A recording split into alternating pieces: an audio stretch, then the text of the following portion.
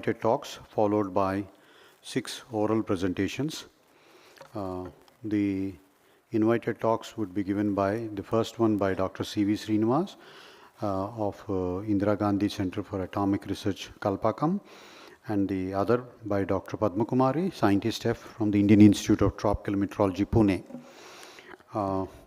To chair this session, I earnestly request Dr. Raghunath Rao, Senior Scientist from NPOL Cochin, and Dr. C.V. Naidu, Chairman Board of Studies, Department of Meteorology and Oceanography, Andhra University. I welcome you, both of you. Yeah.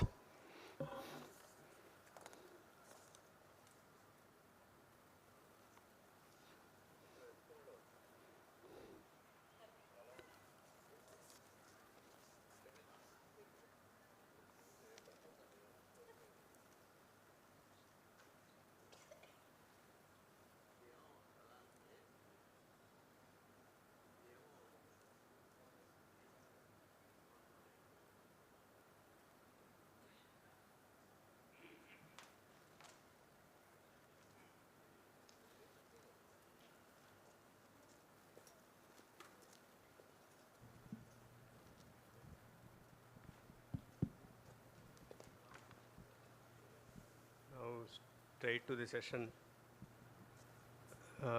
Dr. C.V. Srinivas, Head EAD, IG CAR, Kalpakkam.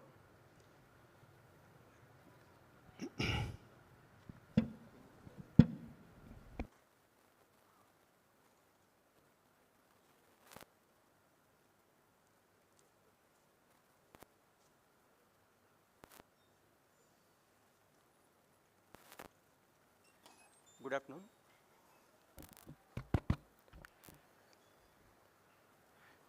Good afternoon in the post-lunch session to everybody. I am proud to be here in this, to participate in this national symposium organized by Department of Meteorology and Oceanography.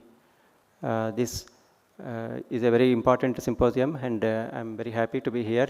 I studied in this from this university in the year 1988.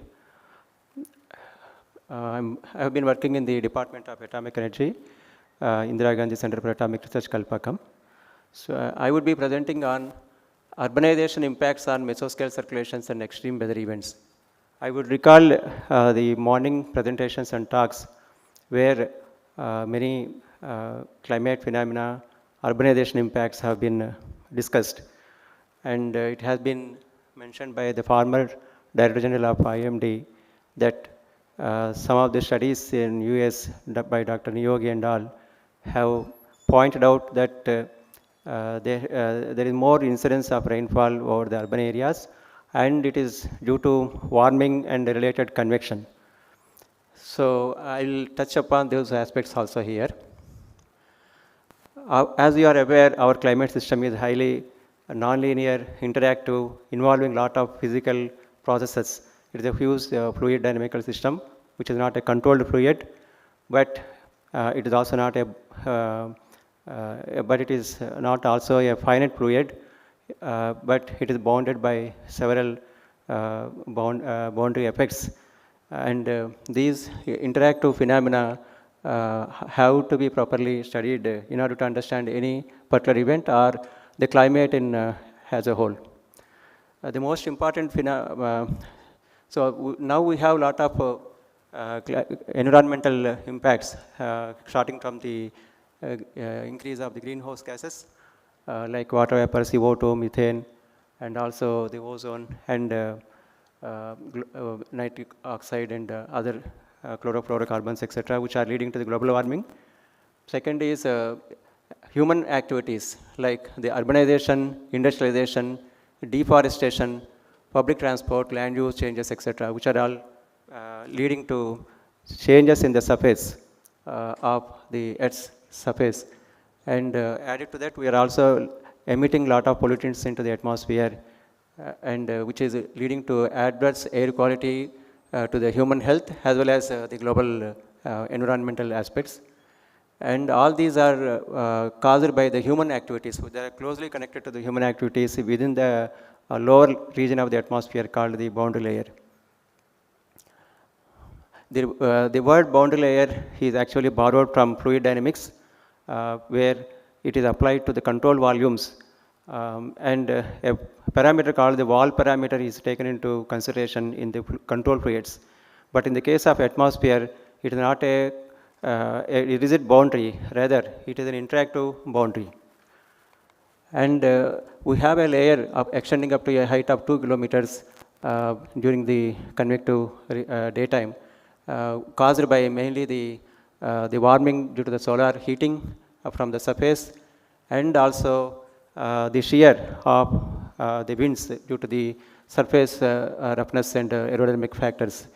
And these together will determine the turbulent motion in the lower boundary region, and which causes well mixing of the heat, moisture, as well as the downward transport of momentum. And this effect is more predominant on the land regions compared to the ocean surface, where the ocean sea surface is rather static.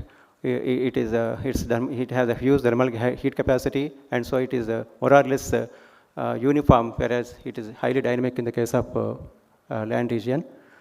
And these determine the stability, mixed layer properties, and also the and as a whole, it will determine how various weather systems can form.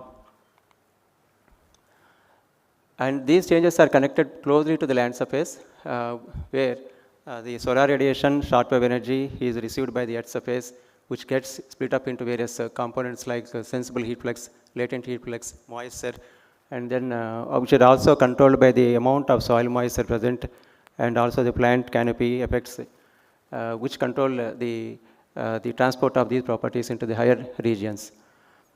And any kind of change in these surface properties can lead to changes in the surface roughness factor, the thermal emissivity, the thermal conductivity, the temperature distribution, the moisture distribution, and also the turbulent transport of various phenomena. And finally, this can affect the dynamical and thermodynamical parameters within the boundary layer. Now, the most important consequence to be studied is the urbanization, because more humans are being concentrated in the urban regions, and more industries are there, and also more area is occupied by the cement roads, large tall buildings. Overall, this is acting as a rigid boundary to the upper region of the atmosphere, where the flow is controlled by the city geometry. And so this is going to influence all the surface parameters, geophysical parameters, which control the boundary layer transport. And these phenomena, more often people think that they are local, but they can also influence the synoptic weather systems. That is what is being studied here. So I will concentrate on the city of Chennai in the southeast coast, which has more or less a plain terrain, and this region has expanded a large extent, up to an extent of more than 27%, which was earlier 3.5%, but it is expanded to more than 27%, and with a radius of nearly 50 kilometers all around, and that's what makes the city very important to study any kind of weather phenomena.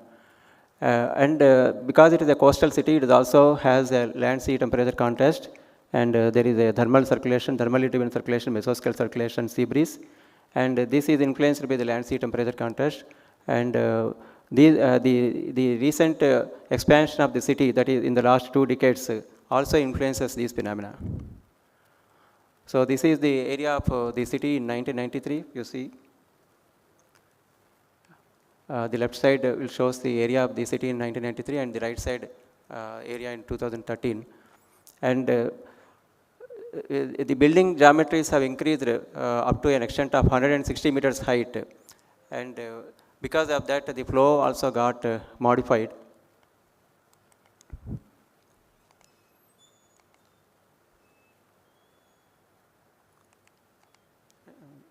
It's not working. Yeah. So we have 2 meteorological towers one situated at Chennai in Satyabhama University, and another situated in Indira Gandhi Center for Atomic Research, Kalpakkam, which is roughly around 70 kilometers south of Chennai. So one is a rural station. The Kalpakkam is more or less a rural area, whereas Satyabhama University is located right in Chennai, and so this gives an opportunity to study how these parameters are varying in these two locations, and what makes the difference between the two stations. So using long-term meteorological data, we found that there is a large variation in the winds. The winds are very strong in the rural station, up to they are varying between 2.5 to 10.5 meters per second for, over the year, under different months. And also in Chennai, these winds are only extending up to maximum 8.5 meters per second.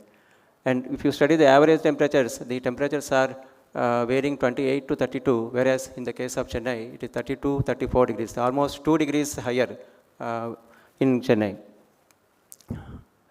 And we have also studied the aerodynamic reference length. This reference length, we are all aware.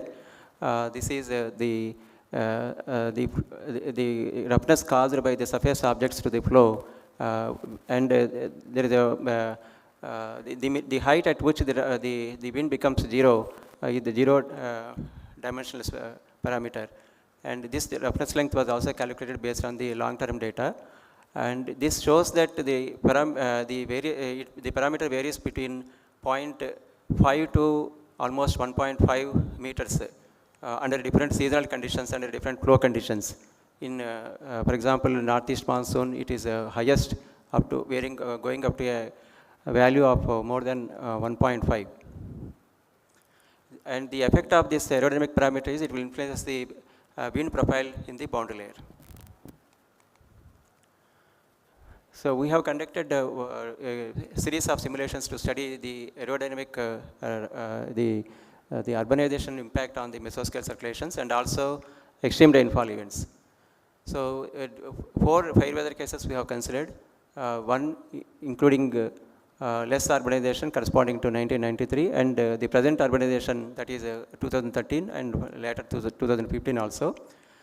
In this we have used a urban canopy parameterization scheme, UCM, in the WRF model to more realistically account the soil moisture, soil hydrology effects within the plant and the canopy effects within the city area.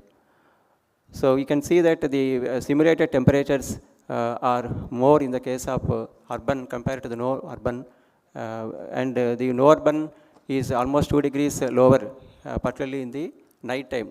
Daytime they are more or less similar, but during the night time they are 2 degrees more in the case of urban. And this has also resulted in lower humidities in the case of city area compared to the rural area, and the winds are also there is more downward transport of momentum in the city region due to the more aerodynamic roughness factor. And if we study the absolute variation of these parameters, we have taken the mean of all the simulations, and it shows that the urban heat island effect is predominantly found during the night time, where a temperature difference of more than 2.5 degrees is found between Chennai and the surrounding rural areas, with a reduction in the wind speed. And there are also large variations in the boundary layer fluxes, particularly the sensible heat flux, which is much higher in the case of Chennai, and compared to the rural station Kalpakkam. So you can see that the sensible heat flux is almost 30 watts per square meter higher compared to the rural station, and correspondingly, why this sensible heat flux is more is because the city area is almost filled with the cement buildings and also the tar roads and cement roads, where there is no soil at all. There is no storage of moisture at all in the city region. So this is also seen in the soil moisture parameter. The red line shows that very less soil moisture in the case of city area compared to the rural area, and the black line shows the actual observation. And this also has resulted in the lesser moisture flux in the city area compared to the rural area, and this is what is responsible for more heat flux and more buoyancy flux also in the case of city. So if we make a differential analysis of the urban versus no urban region, we see that not only the temperatures are more during the daytime, but the humidity is also very less in the city region, and there is also strong lesser latent heat flux in the case of Chennai. Chennai is known for mesoscale circulation sea breeze, which sets in almost every day at around 10 o'clock due to the solar heating. But the circulation is less predominant after the sea breeze sets in the city region. That is what is found in this study. So before the sea breeze onset, the temperature difference was more. Therefore, it creates a more pressure gradient and also draws stronger sea breeze onset. But once sea breeze onset takes place, the aerodynamic roughness factor comes into force, and it retardates the sea breeze circulation, and thereby the winds are less. The sea breeze cannot penetrate much into the land region. So, whereas in the case of no urban, the sea breeze is more predominant, and it extends to a larger region. So we have calculated the buoyancy flux using the sensible heat flux and latent heat flux, and also we have studied the shear, which is in the lower region of 10 meters to 950 meters layer, lower atmospheric shear. So what is found is that both the buoyancy flux as well as the shear are predominant in the case of the Chennai region. So these results show that the urban heat island effect, apart from increasing the temperature, it also affects the shear, which is reducing the momentum, which is reducing the wind speed, and but leads to stronger convergence of the sea breeze front. So you see that in the top floor, top panels, we see no urban, that is a lesser urban region, and in the bottom panels we show more urban region. So the same phenomena, when more urban area is present, we can see that the convergence is very strong, and also the vertical velocities due to the convergence are also higher in the case of urban. So this shows the thermal buoyancy as well as the shear are playing a major role in the case of city. So the urbanization has increased the convergence nearly 40 to 60 10 over minus 5 per second, and the vertical motion 50 meters per second relative to the no urban, which has roughly around 10 to 40, and vertical velocity of 40 centimeters per second due to the more enhanced surface drag in the case of urbanization. So the stronger inland flow in the no urban leads to an extended inland penetration of the sea breeze front compared to the urban region. So this is the difference circulations. And finally, if we study the buoyancy flux, night time it shows a higher buoyancy flux compared to the daytime. During the daytime, more or less, the city region and the neighboring region have the same buoyancy flux, but during the night time, we have more buoyancy flux. That means the nocturnal boundary layer has become ineffective in the Chennai city. It is almost like a daytime boundary layer only. So it is more or less a convective boundary layer even during the night time. And if you study the shear production also, the shear is very large in the Chennai city region compared to the neighboring region. And comparatively, the boundary layer height also increases because of more shear, presence of shear, as well as the buoyancy. So the nighttime boundary layers are deeper compared to the surrounding rural areas. The net result is that the Chennai city has more ventilation coefficient, which means that if any pollutants are present or industries are present, the releases can be dispersed very fast. Now coming to that is the case of a fair weather condition. Now we'll see how the same situation gives a response to a synoptic scale system. We have been hearing that there are enormous increase in the city rainfalls, urban regions all over the globe. There are many papers, a few only have shown here. Urbanization induced land use, land cover change is one causative factor for heavy rainfall over the cities. due to due to the effect of transport of heat and convective energy through surface physical properties and energy budget. These are some of the recent papers. These are the few past heavy rainfall cases, Chennai and surrounding places. For example, city of Chennai 2015, 1st December has received a record heavy rainfall of 100 years, 450 centimeters on a single day. And similarly, recently also a few events in December 2021 also heavy rainfall of 21 centimeters was received. Similarly, when Kerala also in the last few years we have received heavy rainfall, and the recent case being the heavy rainfall over central Andhra Pradesh and Telangana during September 24, where rainfall of around 25 centimeters has occurred on a single day. Now let us see how this urbanization of Chennai has affected this heavy rainfall occurred on 1st December. So this heavy rainfall occurred in response to a low pressure system which formed in the Bay of Bengal, which got intensified into a low pressure, which has led to a low pressure trough, which moved towards the east coast on 30 November. And on 1st December, the trough line passed through the coastal Tamil Nadu, extending from 9 degrees to 14 degrees. And under this low pressure trough, there was also an upper air cyclonic circulation extending up to mid-troposphere, 500 hectopascals. And the core of the cyclonic circulation in the upper region concentrated in and around Chennai, Nellore areas. But most of the rainfall has been received south of Chennai. That is the interesting fact. And if we study the rainfall, Chennai has received 466 mm, that is in Chambarvakam Lake, which is a lake very near to the city of Chennai, near to Tambaram.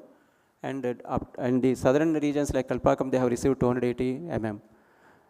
So to study what factors are actually affecting this rainfall, we have made a series of simulations taking different land cover data sets from satellite databases, and also by increasing the roughness factors. Models, as our Professor V.B. Rao told that models are not real. Yes, they may not be real. There are always certain coefficients, parameters are used inside. But if we use right parameters, they can also give better results. The WRF model which we used has a default roughness parameter of 0.8 meters for urban areas. But we found from our studies that the roughness factor varied up to 1.5 under different seasonal conditions. So we have made a series of simulations by changing the reference parameter and also the land cover data sets. So this is the actual DWR image of rainfall, reflectivity image, rainfall image, surface rainfall intensity, and this is the GPM image data. And the third panel shows the rain gauge data. Rain gauge data is not showing the distribution well. Reason, the less number of rain gauge stations when interpolation is done, it cannot properly represent the spread of the rainfall. And the simulations, if we see, there is a lot of variation in the simulated rainfall. The default land cover 1993, which has a urbanization of 3.5, shows the peak down of Chennai, almost near to Pondicherry. When we have used the recent land use land cover data for NRSC, this location of rainfall could be correctly simulated. And also further, the spread of the rainfall could be improved if we increase the urbanization factor, the aerodynamic roughness factor, almost to 2. So there was more southward extension of the rainfall, which is the reality as you see from the GPM image data also. What caused this location change of rainfall and the effect of the city? If we study the pressure pattern, we see that as we change the land use land cover, slowly the low pressure trough. 2 more minutes. Yeah, the low pressure trough position has changed. It has moved north, and the moisture convergence also has increased from different simulations. Increased urbanization shows there is a larger moisture convergence, more surface convergence of flow, and this is because of the enhanced surface drag caused by the aerodynamic roughness factor. And if we study the upper air cyclonic circulation at 500 hectopascals, there is more cyclonic vorticity concentrated around Chennai in the experiments with increased urbanization factor. And see, this is the left side panels show the conditions before the rainfall, and the right side panels show the conditions during the wet season, during the wet weather condition, during the rainfall condition. So before in the rainfall condition, there is more sensible heat flux, and there is very less latent heat flux, enhanced temperature, and lesser humidity, and a moderate boundary layer, and a normal cape, a less cape. But if you study during the wet weather condition, the cape has the PBL height has enormously increased, which is not expected when a rainfall is taking place under a synoptic condition. And you also simultaneously see there is also an increase in the latent heat flux, and somewhat increase in the temperature, reduction in the increase in the cape. And how it happened is, we'll study it further. So this is the equivalent potential temperature and the vertical velocity. We see that as the land cover changes are made, roughness factors are changed, there is more convection which is being created in the city area. So the drag coefficient has increased enormously in the experiments with increased roughness factor, and also there is also enhanced transport of momentum, downward transport of momentum, that is reduction of the wind. And shallow layer shear also has increased. Correspondingly, the turbulence kinetic energy is increased, and the vertical velocity is also increased in the simulations with increased roughness factor. And this is the circulation pattern around the city. We see that in the experiments with the present day land cover and aerodynamic roughness factor, there is more convection created in the Chennai city. So this progressive increase in the frictional drag has resulted in the sharp changes in the momentum transport and retardation of the wind speed, increase in the shallow layer shear, and increase in the TKE. This has resulted in increase in the moist convection. So coming back to the aerodynamic factors effect, we know that we have a balanced wind flow condition in the lower regions, the balance between the pressure gradient force, Coriolis force, centrifugal force. But if you introduce friction, the centrifugal force and the Coriolis force will become less, and the pressure gradient force will dominate. To balance that, an inflow will be created, a radial flow will be created, and that's what exactly has taken place here. There is a frictional convergence has taken place in the lower levels, and due to the enhanced aerodynamic roughness factor, which has caused shear, and this shear also has a counter effect on the convergence as well as the convection. The convection is now is triggered by the presence of low level shear, and which has caused more momentum transport, and finally a sustained convection causing a heavy rainfall over Chennai city. So the urbanization has different impacts during the dry and wet weather conditions. There is significant heat island effect in Chennai with enhanced temperatures, lower wind speeds, and vertical momentum flux during the dry weather conditions. Higher sensible heat flux during the dry conditions leads to enhanced buoyancy, which helps setting up of the mesoscale circulations with stronger convergent flows. During synoptically forced conditions, the urban drag leads to aligning the location of low-level convergence and increase of convergence shear. And this shallow layer shear facilitates enhancing the vertical moisture transport and convection. So this paper has appeared in Journal of Geophysical Research, and this study shows that it is not the thermal buoyancy effect which is causing rainfall under a synoptic scale condition.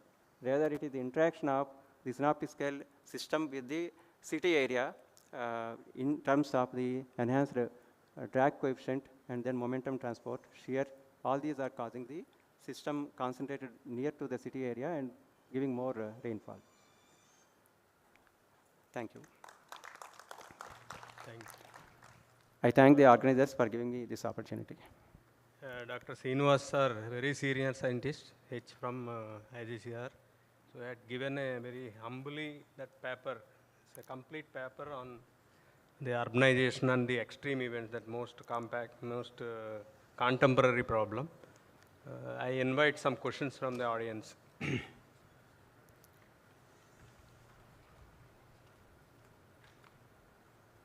Yes, sir. Sir, very nice presentation. I have a couple of questions. You have mentioned that the diurnal cycle has gone ineffective. So does this mean that most of the time in 24 hours it's unstable stratification? And also, do you think this is due to this the cloud formation is being affected? And how is this related to the fact that you found the rainfall more in southern Chennai, even though the synoptic scale movements were in Chennai and Nellore? Sorry for a long question, but everything is interrelated. So No, stable stratification, I told in the, for the dry weather condition. okay, Actually, we expect nighttime a stable stratified atmosphere. yes, But in the case of city, even there is a buoyancy effect present in the night time, which is leading to unstable stratification. That means it is more convective. Atmosphere is more convective, yes, and that is leads to because of higher heat flux, sensible heat flux, the buoyancy is coming into picture. And during the wet weather condition, it is not the buoyancy which played a role. Thermal buoyancy is not the factor which played the role. Rather, it is the momentum transport, downward transport of momentum, and the modulation, the modification of the low pressure trough by the city geometry, the large buildings area extending over large 50 kilometers radius with buildings of height of more than 140 meters. Suddenly there is a big obstacle to the flow. The flow has to be modified according to the buildings. So that's what happened here, and that has created a it has changed the alienation of the system. And many papers have shown that there is in the downwind region there is more rainfall. okay. That is because of the effect of the city geometry. Okay, thank you. And there is To the flow, to the flow. And very general question, what is your remark on wet bulb temperature of Chennai, and do you think it's ergonomic, and also do you think are you planning some cloud seeding activities, etc.? No, I am not working in India Meteorological Department. Okay. We have one meteorological tower in Satyabhama University. We have conventional sensors, temperature, humidity sensors, pressure sensors, and the data has been analyzed using those sensors. We don't have a wet bulb, dry bulb, Stevenson screen there. One more question. It's not a question. I just want to thank you for giving support to my speculation that the measurements we are making in the urban cities have got their own biases. Thank you very much. Bias?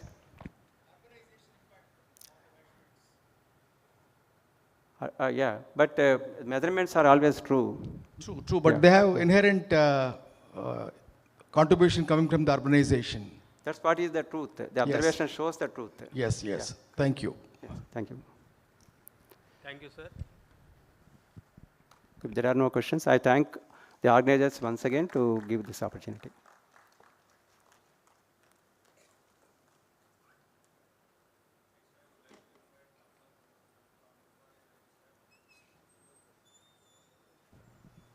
Dr. Padma Kumari, scientist F, IITM Pune, to give the next talk.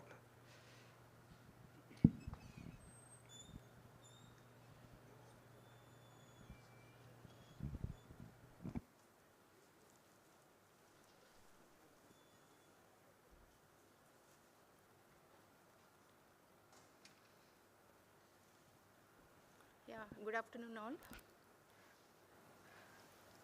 So first of all, I would like to thank the organizers for such wonderful arrangements, and then I also would like to thank the chairs of this session.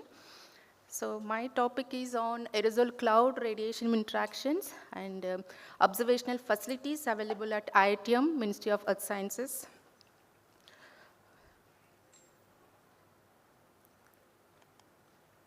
Yeah, so I said aerosol cloud radiation interactions, which is a very complex in the climate system.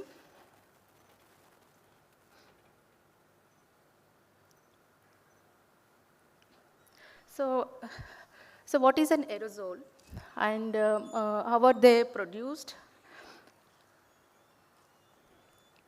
Okay, so aerosols are nothing but solid or liquid particles that are suspended in the atmosphere, and they are part of the air pollution. And most important and certainly the most visible aspects of air pollution. So like we can clearly identify a clear and polluted day. And then they are produced directly injected into the atmosphere and formed in the atmosphere by gas to particle conversion. And they have got various sources like natural sources and anthropogenic sources, which we are all aware of. And then, why are we concerned about these aerosols or particles in the atmosphere? Because they play a significant impact on our, in terms of health aspects and also climate. So we know that solar radiation, sun is the ultimate source of energy. And then aerosol effects, we classify into 3 different types like direct, indirect, and semi-direct. And under direct, we have again classified as first indirect and second indirect.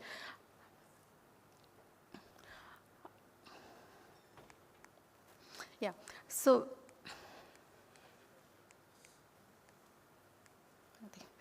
pointer is not working. Okay. This, right? This is the pointer. Sorry. Okay, sorry.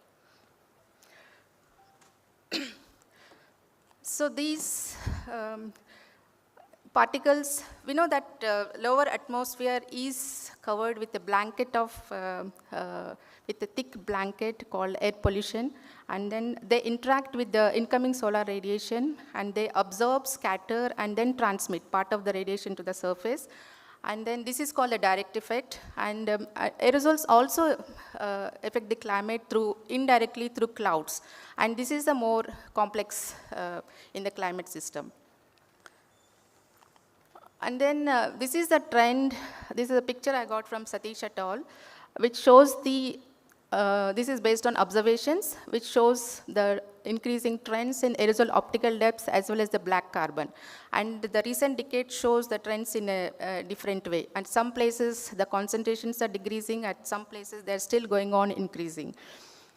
And then extensive research shows that the incoming solar radiation has decreased in many parts of the world, and which is termed as a solar dimming. And now, in addition to forcing by aerosols and trends in clouds, also impact the incoming solar radiation. So solar dimming received a very prominent attention in recent decades because of its profound influence on surface temperature, evaporation, hydrological cycle, as well as ecosystem. So this figure shows the trends in incoming solar radiation during a clear sky, cloudy sky, and in all sky conditions. So the important finding from this observation is that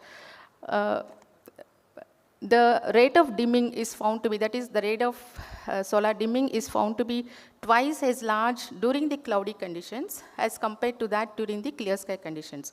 So the trends during a clear sky condition is directly attributed to direct aerosol forcing, whereas the trends observed during a cloudy condition is attributed to increasing trends in cloud fraction as well as the indirect effects.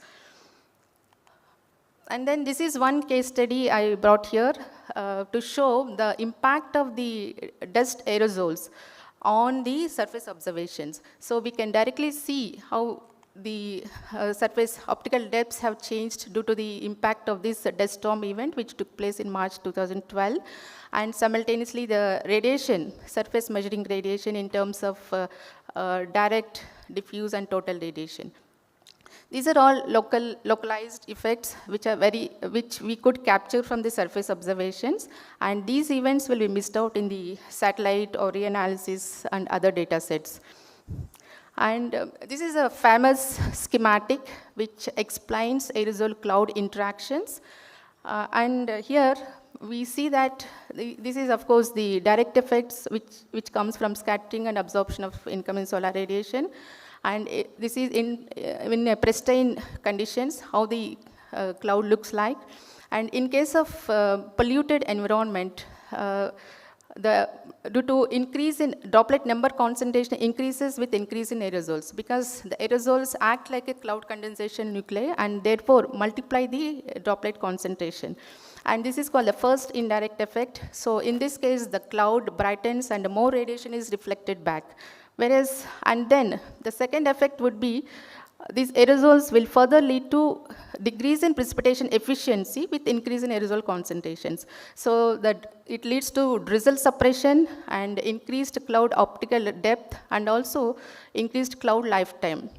Therefore, again, leading to perturbations in the Earth's environment. And then we have a semi-direct effect, which is less talked about. Like when we have an absorbing aerosols, they warm the atmosphere and then they try to burn the clouds that are present at those altitudes. And in other terms, the cloud formed over a clean environment and the cloud formed over a dirty environment. And the indirect effect is the significant source of uncertainty due to the complexity and the number of atmospheric interactions involved, as well as the wide range of scales on which these interactions occur. And we can say that direct effects of aerosols on the climate system as a whole are much better understood and quantified than the indirect effects. So this is one schematic picture, very beautiful picture. I got it from a textbook, which talks about the semi-direct effect. Like we have an absorbing aerosols hanging above the surface, and they heat up the atmosphere here, and then the clouds formed at those altitudes, they start burning these clouds. So it is also called a burning effect or semi-direct effect. To understand all these complex processes, we need observations from different platforms. So in summary, the aerosol forcing mechanism, the very important aerosol forcing mechanisms we talk about are direct effect leading to surface cooling and atmospheric warming, and the first indirect effect, which is also called a stormy effect. And in this case, the clouds get brightened and more radiation gets reflected back. And in case of second indirect effect, it leads to suppression of drizzle. And in case of semi-direct effect, cloud burning due to the atmospheric heating. So having understood these processes in the atmosphere, the global mean forcings, among all the forcing due to aerosol indirect effect has a lot of uncertainty. So the level of scientific understanding in terms of aerosol forcings is very low. So in order to reduce these uncertainties and improve the model predictions and so on, so we need a lot of observations, and in this direction, ITM is making a lot of efforts to make observations using different platforms. Like apart from surface observations, we also used a research aircraft to capture the vertical profiles using different instrumentation on board the aircraft. We have equipped this aircraft with cloud probes, aerosol probes, in order to understand aerosol cloud interactions. And this is a case study to show the spatial distribution of aerosols using a research aircraft. So we flew from a location, Pune, towards Mumbai. So we can see how the aerosols are distributed like. So when it flew through a polluted dust over Mumbai, the concentrations have picked up, gone above 3,000 particles per cc. And then even the ocean, coastal area is also seems to be affected due to this Mumbai pollution. And another incidents, like we also had vertical profiling near the foothills of Himalayas, where there are so much fire counts during May.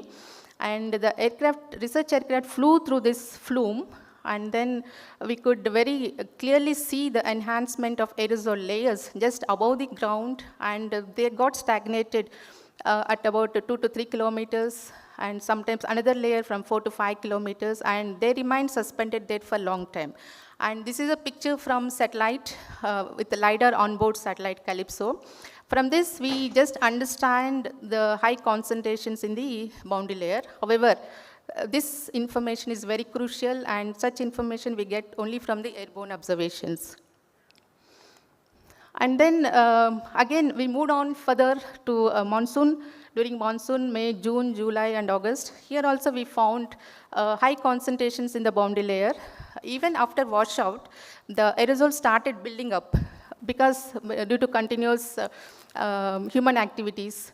And here we could see a strong aerosol gradient and transition from boundary layer to free troposphere during different phases of monsoon. This is our Bareilly and IGP station, so where the boundary layer is very shallow, and still you can see the transition and a strong gradient and transition observed here. So these observations are also unique and the first time which we reported using the airborne observations. And then using all the profiles obtained with the airborne observations, this is a schematic drawn to understand how the aerosols are distributed vertically. So these aerosols are composition of mixture of so many pollutants like black carbon, dust, polluted dust, and so on. So such elevated aerosol layers are observed using surface-based and satellite-based LiDARs over Indian region, but very few observations on vertical profiles of aerosol number and mass concentrations are available. So what happens? These vertical profiles, they affect the thermal structure and stability of the atmosphere, thereby influencing the atmospheric heating. And then they also they enter into the clouds and alter the cloud microphysics, cloud distribution, and thereby the precipitation processes.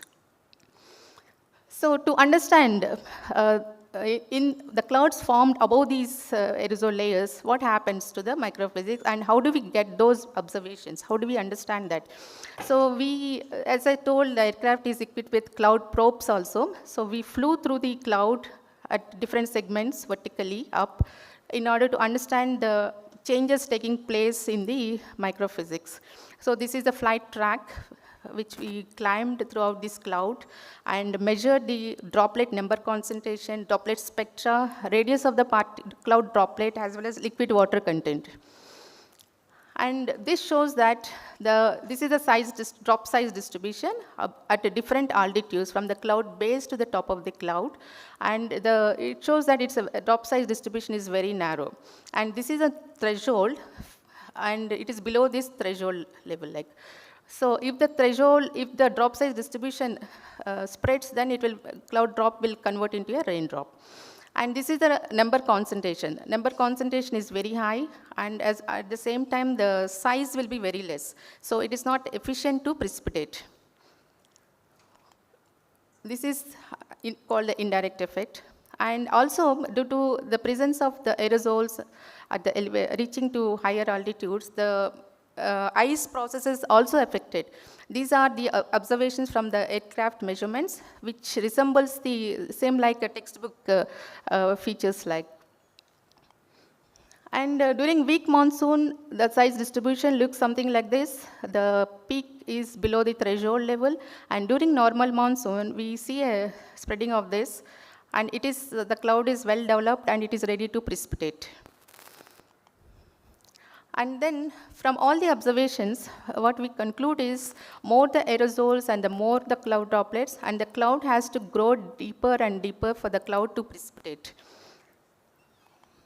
So further to have, and airborne observations are very expensive, and it is not, we cannot do it continuously because of cost effective. And we further moved into, plan to have research test beds where we can have continuous observations. So IITM is also established a very observational program, unique observational program called Atmospheric Research Test Beds. Under this, we have different components like High Altitude Cloud Physics Laboratory, and radar satellite meteorology, it is called Mesonet, and atmospheric research test bed, which is established over central India. And we also have a new program called lower atmospheric research using unmanned aerial system facility. And then this high altitude cloud physics laboratory, it is established over Mahabaleshwar, which is also called a orographic research test bed. And the aim of this is to understand aerosol cloud and microphysics modulated by complex orography. It is situated over the Western Ghats, over the station Mahabaleshwar. And then this is the lab facility over that area. All the instruments like microwave radiometers, high volume samplers, radiation measurements, distrometers, rain gauges, and sky images are installed over this area. And we have a very beautiful laboratory for aerosol cloud radiation measurements. And then the observational facilities available at this orographic research testbed are, we have numerous state-of-the-art scientific instrumentation for aerosol physical and optical properties, and then aerosol chemical properties, from aerosol and cloud radiative properties, and instruments for various gaseous pollutants, cloud properties, rent of physical properties, thermodynamics and dynamic properties, and even we also have recently the lightning detection network there. So these are all the instruments available at this facility, and this is being maintained for continuous long-term observations for various process studies. And again, moving to the next research test bed, this is established over central India, which is a core monsoon zone, and it has been recently been inaugurated by our Honorable Minister. And this being the monsoon core zone, this is been established over the Bhopal site. And the main objectives of this art project are to establish this facility for a better understanding of the processes governing monsoon convection, including its diurnal variation and land atmosphere interactions for the monsoon core region, using state-of-the-art observational systems, and to organize intense observational campaigns along with weather prediction model runs for testing hypotheses and improve the physical parameterizations in models, and also plan to conduct outreach programs, training, and dissemination of these data sets. And this testbed in later stage, it is proposed to make it into an international facility for intense observational campaigns and testing physical parameter schemes included. And this is a permanent observational facility, and these data sets will be used, will provide key resources to validate the models. And this is the facility we have. It is spread across 100 acres of land over central India. And here we have a 72-meter tower, and we also have a radio sonde balloon launching facility, and a C-band radar, and aerosol cloud radiation laboratory.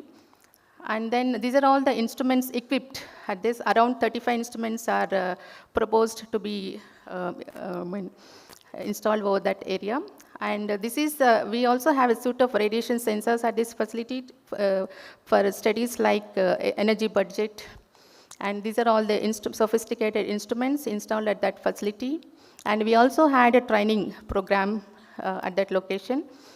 And this is a distrometer network which is spread across India for studying the rainfall microphysics. And we also have the Mesonet Mumbai Urban Radar Network, which has recently been inaugurated by our Secretary, Ministry of Earth Sciences. And here, under this, we have 4 X-band radars installed at a distance of 30 kilometers in order to study the rainfall, for rainfall mapping, to understand the heavy precipitation processes, and for applications such as snowcasting and flood warning systems. And this is the typical case observed by the network, mosaic of reflectivity. And then this is another facility, aerial facility, which we have at IITM. It is called using unmanned aerial system facility. It is a new initiative for profiling the lower atmosphere for process studies. And then we have conducted few field campaigns using this UAV, equipped with sophisticated, miniaturized, sophisticated instrumentation to get the profiles of the boundary layer. Yeah, thank you. Thank you. This is recently launched by our ministry.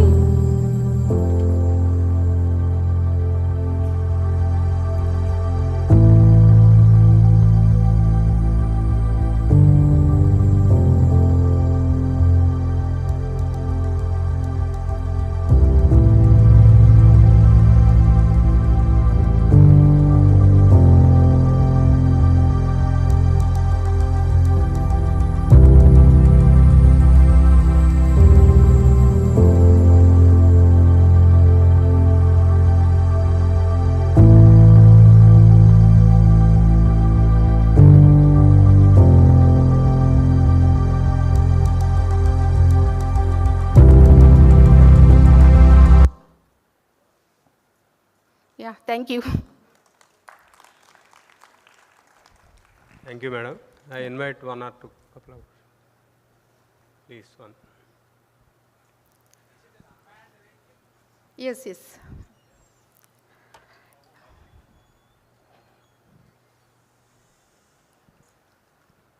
So please give mic to.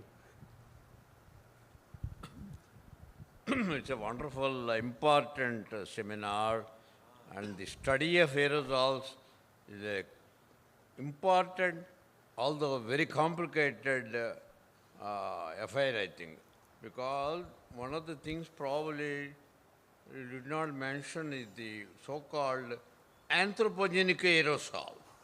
As you go, in the case of Bay of Bengal or the ocean, and as you enter the land, because of the anthropogenic influence, it varies very much.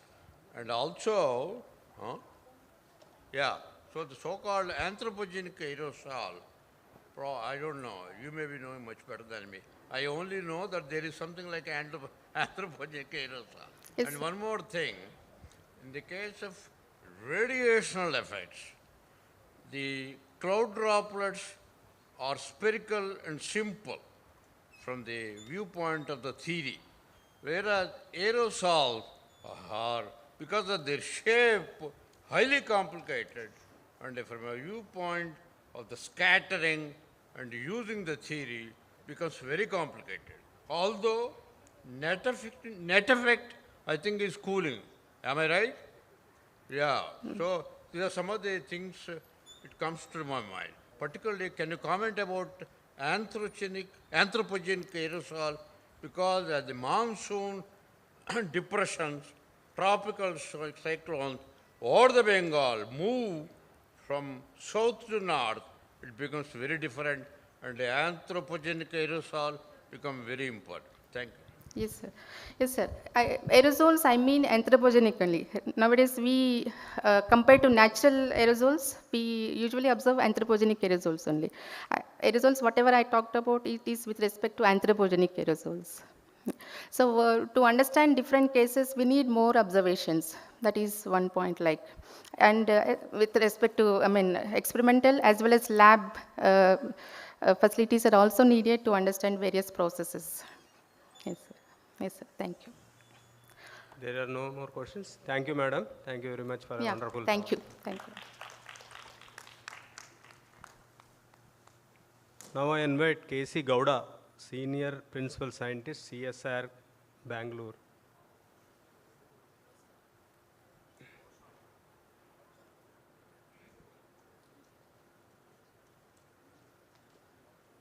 Is he there?